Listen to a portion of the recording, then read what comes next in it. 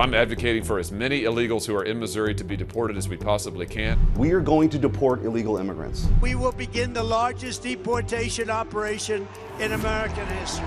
On the precipice of a new era in American politics, immigration, a pressure point. Tonight, First Alert 4 investigates immigration and people living here illegally. Plus, what proposals of mass deportation may mean for St. Louis, Missouri, and Illinois. I'm not here to do nothing bad. I'm here to work. St. Louis is also a city that has been built with immigrants. The Mississippi River in the past, a path for people seeking something new. An influx of immigrants built the region's backbone. But now, what's the future, especially for those living here without legal status? Maybe it's worth it to risk my life to find something better for my family. This is Beyond the Border, Unauthorized Immigrants in St. Louis. Fiery feelings on all sides of America's complex immigration issue. The question is, how will Donald Trump's deportation plan play out in the bi-state? I'm David Amilati. And I'm Lauren Traeger, and together we are the First Alert 4 Investigates team. There are no borders here, of course, but just how many undocumented immigrants live in our region and what happens if they're removed? These are some of the questions First Alert 4 Investigates set out to tackle. The immigration issue presents many challenges. Data is lacking, some are fearful, and others are angry. But we want to give you the facts before a new administration takes shape. Is it realistic to deport everyone who's here illegally? You have no choice. First of all, they're costing us a fortune. But we're starting with the criminals, and we got to do it. And then we're starting with others, and we're going to see how it goes. Who are the others? Others are other people outside of criminals. So let's first define who we'll be talking about. Those in our country unlawfully, meaning without inspection by the U.S. government, but not necessarily off its radar. We won't refer to them as illegal, nor as aliens. Some crossed into the country illegally. Some arrived here legally, say on a visa that expired. They are all undocumented or unauthorized, and one St. Louis expert says they're all around us. But just how many are here? It's a number difficult to calculate. Even Missouri's own U.S. Senator Eric Schmidt did not have any more than a ballpark figure. I think I've seen a number recently. It's in the in the thousands, it's a problem. So let's take a look. Researchers say nationwide immigrants considered undocumented live mostly in just a handful of states: California, Texas, Florida, New York, New Jersey, and Illinois. A 2022 American Immigration Policy Study says there are more than 460,000 undocumented immigrants in Illinois, most though in the Chicago area. In Missouri, that number was around 59,000, just 1% of Missouri's overall population. And of those who are here not legally, more than half, 55%, have been here more than 10 years. First Alert 4 Investigates met with one undocumented immigrant. He's proud to call St. Louis home, but he says he does fear what's to come. Tonight, he shares who he is and why he wants to stay here. I'm not here to do nothing bad. I'm here to work. Meet Luis. He lives in St. Louis and works as a landscaper. For me, it's like a career. I like it. He tells me he provides for his wife and 4 kids. And I feel I'm on the side of the good people. Luis says he came to the United States as a child, just months before 9/11. So I feel I belong to here. He says his father paid coyotes to get his family into the United States. A coyote is a person who smuggles immigrants across the Mexico-United States border. It is roughly 1,700 miles from his hometown in Mexico to St. Louis. They help you to cross, or you take your chance by yourself. Both ways, you're taking a risk. Today, his mother and father both live nearby. And like Luis and his wife, they are unauthorized. That way, my mom and my dad, they can meet his grandkid, you know? Keeping his family together is his top priority, which is why he's agreeing to explain how he's able to work, own a home, get married all legally, despite not having a legal status to be in the U.S. He says he is able to buy a house and car with an ITIN number. It's given by the IRS and shows proof of paying taxes. He says he uses this number to get a bank loan. Luis and his wife have a signed wedding certificate on file with the city of St. Louis. With no driver's license, he says he uses a government-issued passport for ID. And how did you get the passport? To the Mexican consulate. And where is that? Kansas City. Sometimes they have a mobile mobile unit that come here. It is these reasons Luis says unauthorized immigrants are far from undocumented. They know me. This is why he disagrees with claims he and people like him are stealing jobs from U.S. citizens. Do you agree with that? No. Do you think it's wrong for your employer to hire people who are undocumented? No. Because he gives a chance to everybody. They just don't want to be doing the job we do. As soon as I work is going to provide food to the table, we're going to do it.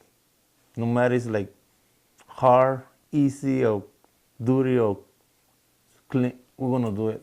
No matter how hard he works, his status is still the same, and many are critical of his existence in the country, while millions immigrate legally into the United States each year. Is that fair? That person was able to come here the right way.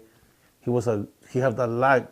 I don't have that option. He says immigrants, legal or not, in 2025 will most likely have fewer options, with President-elect Donald Trump promising mass deportations. People is going to be more afraid to be here because they feel like they have to be watching their back all the time. Is there a concern that the government could take your parents, you and your wife, deport you back to Mexico and be separated from your kids? It's a little bit scary, I'm not going to lie, to one day, get in trouble, sent back to Mexico and not be able to see my family. But in the same time, I try not to think about it. Now in the new year, there might be a path for Luis for citizenship through a U visa, and recently found a lawyer willing to help him get that permit. It will grant him 4 years to work legally, and in that time, he can get a green card or lawful permanent residency. I just feel more like like American. If you had to do it all over again, would you move to Missouri?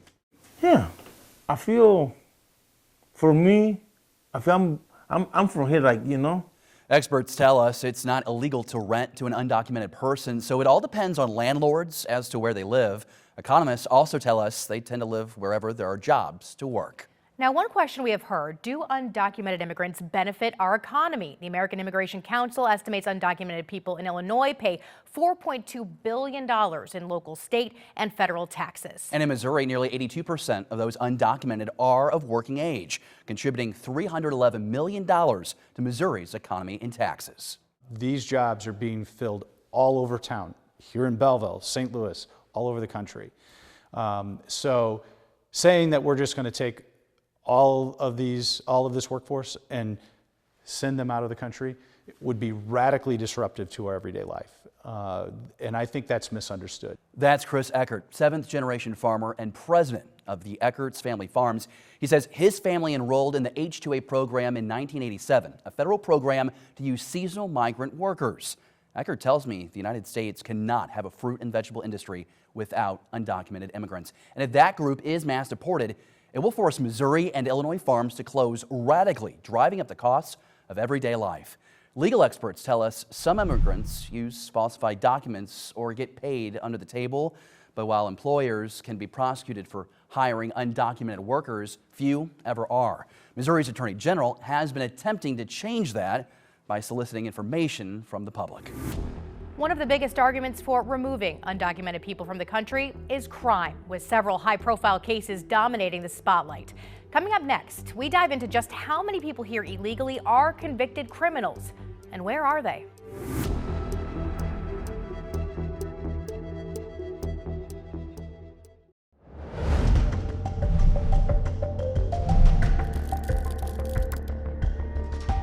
To the extent we find people who are here illegally, who are criminals, and they exist, they need to go, like right away. It's an argument repeated by many people supporting mass deportation, spotlighting high-profile cases around the country and some right here in our area. One example of that is this man right here, Ramon Chavez Rodriguez, accused of a DWI accident last year that killed a St. Louis police officer. He was already in deportation proceedings at the time of the incident and had past criminal convictions. Then there's Jose Barrera Amaya from Honduras, in the country illegally, now facing charges for stabbing 2 people in O'Fallon, Missouri last year. But multiple studies show statistically immigrants are actually far less likely to commit crimes. Just last year, a study from Northwestern University found immigrants today are 60% less likely to be incarcerated than people born here. But Trump and allies have pointed to data from ICE, which says of the 7.7 million cases on their immigration dockets, some 425,000 immigrants in the country have criminal convictions on their records, including 13,000 convicted of murder and nearly 16,000 convicted of sexual assault. However, there is one important part of the puzzle missing. The federal government says many of those very well may be in state prisons carrying out sentences. But in our region, we simply don't know how many unauthorized immigrants are in taxpayer-supported prisons. Both the Missouri and Illinois Department of Corrections say they do not track citizenship status of inmates. Still, soon to be President Trump's plan, he says, will target, quote, criminals and beyond. On my first day back in the Oval Office, I will sign a historic slate of executive orders to close our border to illegal aliens and stop the invasion of our country. And on that same day, we will begin the largest deportation operation in American history. President-elect Donald Trump now working towards this promise.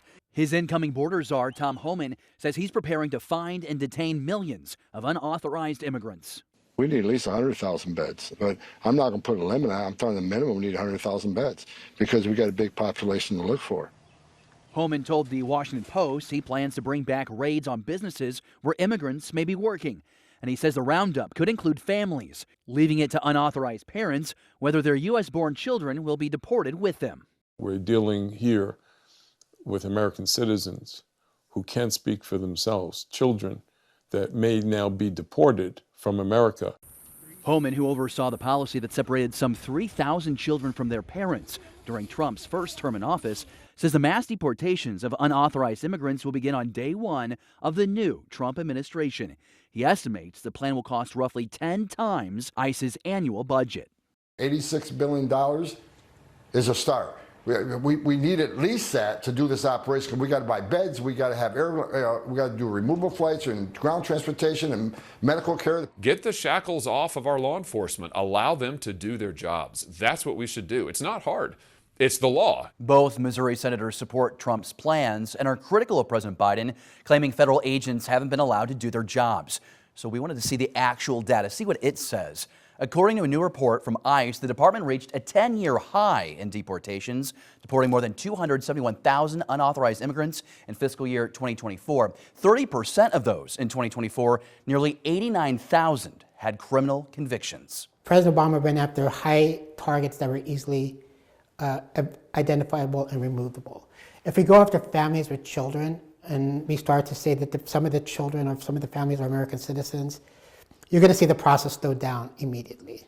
Now, President Trump did come close to President Biden's numbers in 2019. In the peak under his first administration, ICE deported 267,000 immigrants. That is a much smaller number than the millions some of his supporters hope to remove in this next term. Exactly how the president-elect will carry out mass deportation is something we just don't know yet. So we asked a local immigration attorney how the administration could expedite an already overwhelmed immigration system. It'll be interesting to see whether they try to approach things administratively first, legislatively, or both. I anticipate that we're going to see sort of a shock and awe in the first 2 months of the administration where they try to scare all the immigrants, scare people that care about immigrants, and then rallying the people that voted for them. Now, Jim Hacking says already the court systems are so bogged down, they get trial dates 3 years down the road. And he says the law and the Constitution requires even undocumented people to get due process in many cases. The president, he says, has a lot of leeway, though, through executive orders and legislation to attempt to speed up the process. Many of those things, though, Hacking says, could result in lawsuits. I think it'd be very problematic for us to speed up that process too much, to eliminate due process, because what we've already seen before is U.S. citizens getting deported, and I think you just see more of that. What we won't see, he says, is an acceleration of ways in which people can come here legally. No reopening of Ellis Island, for an example, and no quicker ways for people already here to become naturalized citizens. One of the big questions, too, will families be separated? According to the Pew Research Center, about 4.4 million children in the U.S. born here and therefore citizens live with an undocumented parent. Would you support deporting natural-born children if their parents or parents are here undocumented. Yeah, we got a long way to go to get to there. But I think President Trump's been pretty clear. One way to solve that problem is that if you're here illegally, you're going to be deported. And we can't simply have a bunch of excuses. There are 15 million people here illegally, Lauren. Now, plans for exactly what role Missouri or Illinois would play in a mass deportation plan remain to be seen. There is no immigration court in our region. The closest courts are in Kansas City and Chicago. But Missouri's new governor, Mike Kehoe, has pledged support of the president-elect's initiatives. Governor Pritzker in Illinois has vowed to fight back against raids and other immigration enforcement. And how to increase manpower and even detention space is definitely on the table. CBS News analysts say to deport just 1 million people would cost taxpayers $20 billion. New funding that would have to be approved in both chambers of Congress. And that's not the only economic cost that we're examining. Some say losing millions of workers could have an impact on your bottom line. That is next.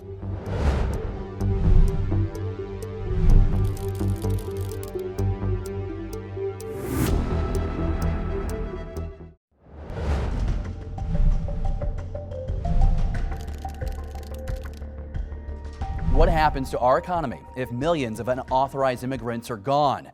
Of the 11 million undocumented in our country, the University of New Hampshire says 8 million are in the workforce. And that's about 5% of the nation's overall workers. Economists estimate that loss could mean higher prices, namely food, and lower wages for all workers because less business will zap cash flow. Here's a take from one local business owner in St. Louis, for years unauthorized, now a U.S. citizen. We are here with the community, and we are family, and we have a saying, mi casa es tu casa. That means my house is your house. Pastry chef Saul Juarez says if the federal government deports the unauthorized and scares off our immigrant population, businesses will crumble. El Torito, which is a Hispanic store. There is Latinoamericana, which is also. And then they have taquerias. On the taquerias, it's not just the Hispanic people that come. And hurt the people who rely on their goods. Once we go to the store to buy those tomatoes, those strawberries, all the lettuce, we are the ones that are going to pay the price. Saul says a bigger problem is politicians don't have a plan to replace these workers. Is there a case where there was a white person doing the dishes and they say, you know what, I have a Mexican guy that's going to do your job. You're out of here. You're fired. Should they be allowed here? I'm not going to say yes, they should be here. I'm not going to say no, they should be not, because we all have different reasons why we came to the United States. Saul says he entered the country illegally. He's a U.S. citizen, but it took him 17 years and almost $30,000 to do it. Still to come, the local legislation taking aim at the undocumented, those behind the proposals including one turning citizens into bounty hunters. And on the other side, those at the ready to fight for immigrants. St. Louis's safe spaces, next.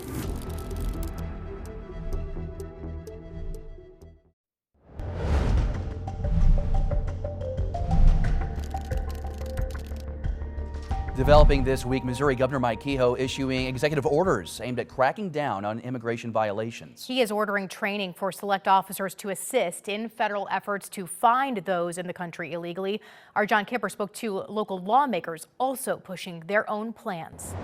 While legal immigration falls under federal law, Republicans in the Missouri General Assembly are working to make illegal immigration into the state a criminal offense. And there are multiple bills that would include stiff penalties if somebody breaks that law. The most aggressive bill comes from newly elected state senator David Gregory. We are going to ensure we're going to create our own kind of state ICE program. Gregory wants to deputize law enforcement to track down undocumented immigrants, but there's just one problem. We're already short police officers. So his bill would create a program registering bail bond agents as licensed state bounty hunters to take in undocumented immigrants. While his Republican colleague, Senator Nick Shore, wants the state to take action on illegal immigration, he's concerned about everyday citizens capturing potential migrants. To make sure that, we're not just having Dog the Bounty Hunter going wild and capturing people that he has no idea if they're illegal or not. Republican Senator Curtis Trent proposes making illegal immigration against the law in Missouri, carrying a fine of $100,000 and a trip to a border point of entry. While some worry a sweep of undocumented migrants would lead to unfilled jobs, Trent says Missourians can do those jobs. So a lot of people who have left the workforce in frustration due to their inability to get a job will come back into the workforce if those jobs become available. And Democratic State Senator Carla May tells me she believes at least Gregory's bill is a juvenile solution one that would pit neighbors against each other. Reporting in studio, John Kipper, First Alert 4. Meanwhile, multiple local organizations are on alert, setting up to help fight back against mass deportation actions.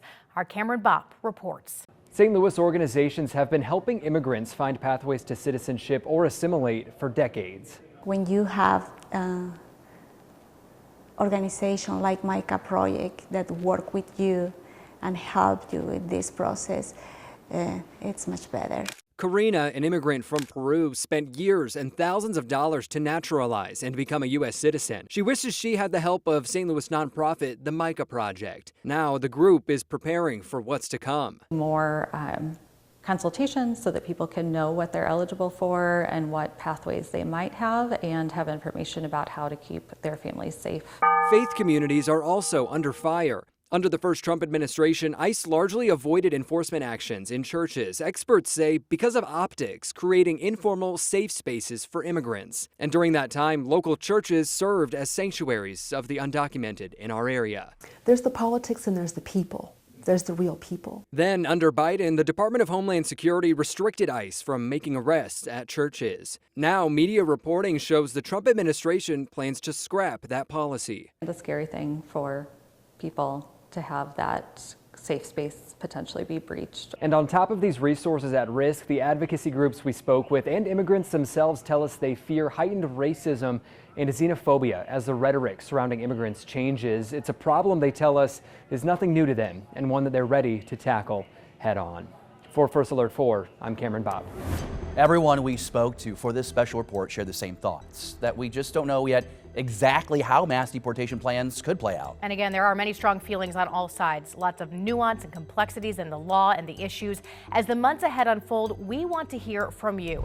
If you've got something regarding immigration you want us to look into, email us at investigates@firstalert4.com. And if you want to learn more, we've also put a lot of the data and more resources for you on our news app. Thank you for watching Beyond the Border, Unauthorized Immigrants in St. Louis.